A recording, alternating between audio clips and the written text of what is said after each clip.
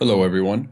Today I have an updated review on Surfshark, a VPN that's been putting in the effort in order to keep up with big names like Express and NordVPN. After this video, you should have a better idea of what Surfshark offers, where it shines, and what it lacks. And if at any point you want to check out pricing or special discounts, you'll find links to everything you need in the description below.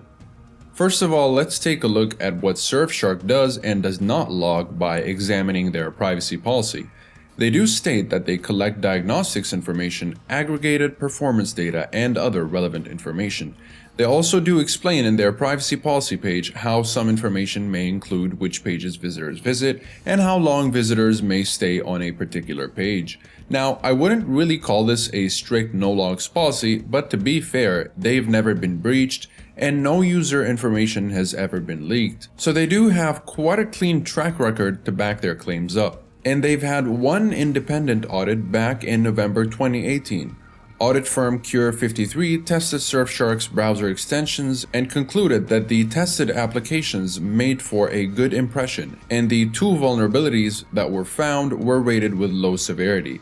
Surfshark also says that they have addressed the issues after the audit. I can only wonder why they didn't have a full-on audit over their entire application in order to find any other potentially severe weaknesses in their network, or small weaknesses for that matter.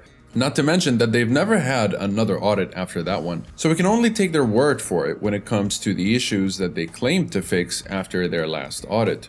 If Surfshark intends to keep up with other big providers like Express and Nord, both of which are having frequent audits to always stay on top of their security game, they need to do more audits for sure. Unless they have a reason not to, in which case I would also have a reason to not really trust their privacy policy. Now, speed-wise, this is when Surfshark is actually doing quite a bit well, and you'll see what I mean from the results I'm about to show. Though keep in mind that speed tests will vary depending on your connection speed, internet service provider, and the servers you're connecting to. And generally speaking, any decrease in speed between 10 and 20% is considered very good, and anything between 20 and 40% is still quite acceptable, especially if your base speed is very quick. So my base speed is alright. In this speed test, it's at 12.38 megabits per second. I've tried all of the available protocols on the same French server since I usually get good speeds with France. And I got a 5.3% decrease at 11.72 megabits per second on the WireGuard protocol, and a 6.6% drop at 11.56 megabits per second on the OpenVPN UDP, and a predictable 62.5% decrease at 4.64 megabits per second on the OpenVPN TCP.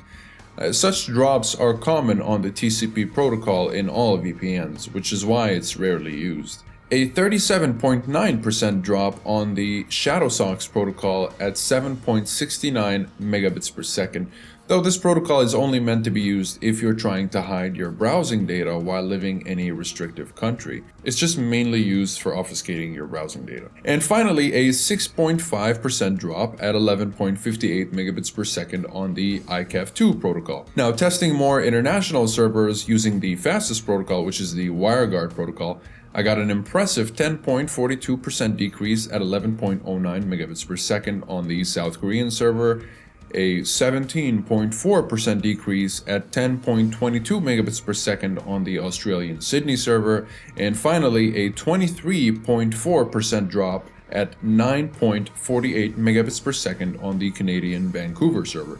So overall, Surfshark performs much better than most VPNs, especially when using the WireGuard protocol. While not as consistent in speed and ping, especially with international servers, Surfshark is certainly pulling its weight when compared to Express and Nord. Though there are occasions when the speed might suffer a drop, but then again, that depends on the server. I would recommend that you choose another server that's less populated if you find a certain server to be giving you slow speeds. For torrenting, while you may not find any peer-to-peer specialty servers like with Nord, most of Surfshark's servers will still support peer-to-peer activity without limitations. And for additional anonymity, users can also pay with cryptocurrencies if they so desire. Another feature that users can utilize when torrenting is whitelister, which is pretty much split tunneling.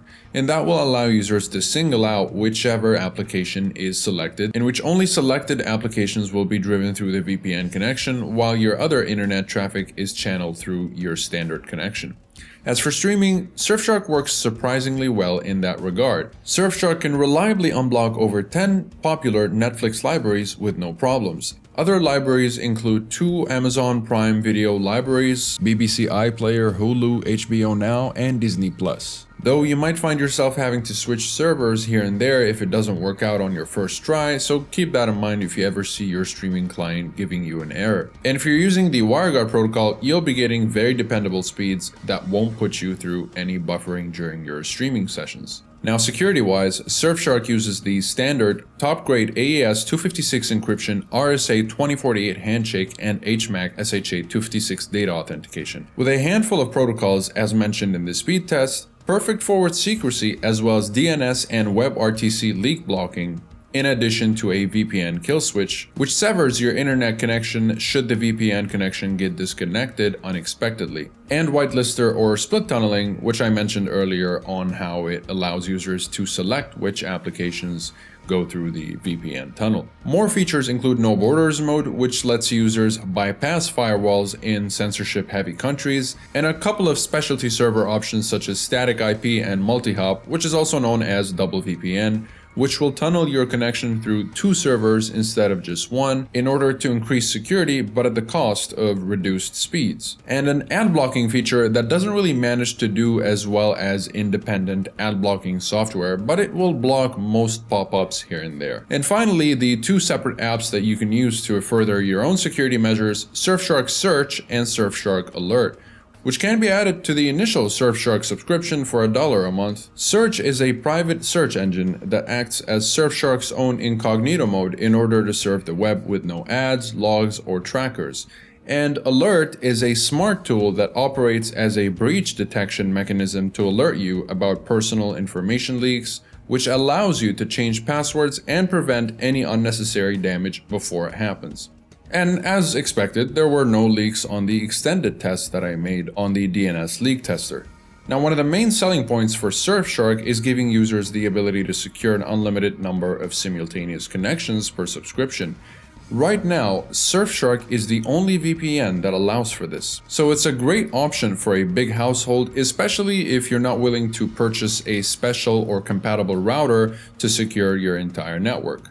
Now, Surfshark enjoys a fairly large network of over 3,200 servers in 65 countries, which isn't the largest, but it's spread out just enough to give you multiple options regardless of your location.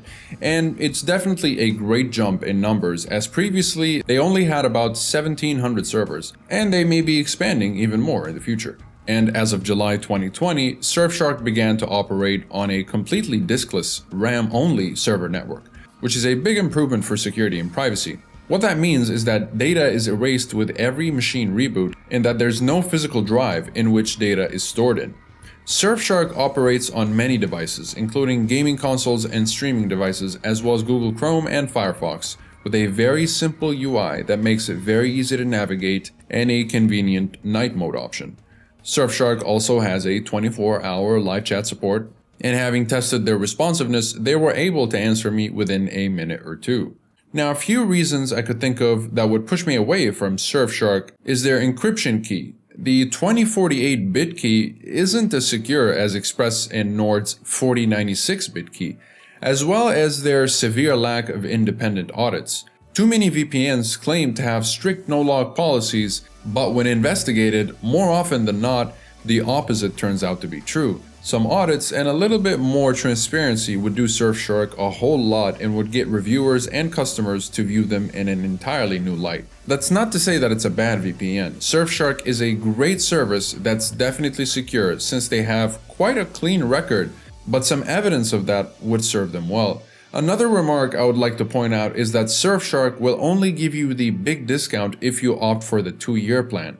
Otherwise, it's actually more expensive than most other VPNs, including Nord, which packs a whole lot more if you're only looking for a 1-year plan. But all in all, if you're looking for a long-term plan, the 2-year plan is definitely worth the cost. It will cost you about $249 a month for the 2-year plan, $649 for the yearly plan, and $12.95 for a single month. But obviously the plan that you'll want to get here is the 2-year plan, which amounts to roughly $60 for 2 years of this service. And that plan is what makes Surfshark a great budget VPN. So if you're interested in Surfshark, I'll put a link in the description, and that'll include any special deals or discounts that I come across so that you guys can hopefully save even more cash if you happen to pick up Surfshark. And as expected of any premium VPN service, a 30-day money-back guarantee is available in case you no longer like to continue with the service during your first month. So do I recommend Surfshark? Absolutely. If you're looking for the cheapest long-term plan and want a VPN that always gets the job done and is easy to use and lets you watch many Netflix libraries consistently without much hassle, as well as giving you the freedom to secure as many devices as possible with one subscription. So unless you're looking for the most amount of features with Nord or the utmost security and speed of Express, Surfshark is definitely worth your investment. If you enjoyed this review or found it helpful, please leave a rating and subscribe if you'd like to stay up to date. And feel free to ask me anything in the comments. I'd be happy to answer every one of you. Besides that, thank you very much for watching, and I'll see you guys in the next one.